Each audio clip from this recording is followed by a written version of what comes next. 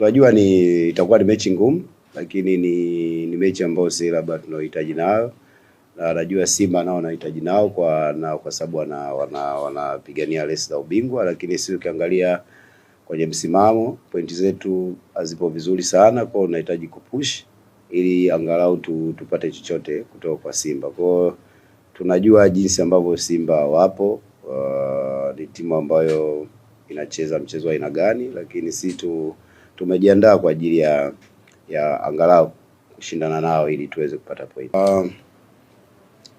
Inaweza ikawa na athari kuwa tulikuwa tunakosa labda watu wa ziada labda mkicheza nyumbani, lakini muda mwingine unaweza mkacheza nyumbani na mkapoteza bado. Kwa ni kujenga tu kiakili kuwa tunahitaji kushindana kwenye mazingira ya aina yoyote yale, timu ili ipate matokeo mazuri kutoka pale ambapo tupo.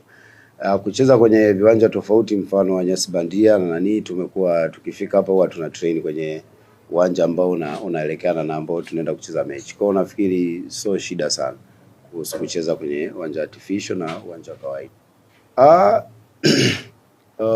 Mimi niseme tu bado tuna mechi nyingi kwa mashabiki, kwa watu support kama ambavyo huwa wanatusupport. Umeona wanasafiri kila sehemu ambao tupo Tanzania Prison wapo. Kwa tunaomba waendelee na moyo huo wa kuwasupport wachezaji ili timu endelee kuamka.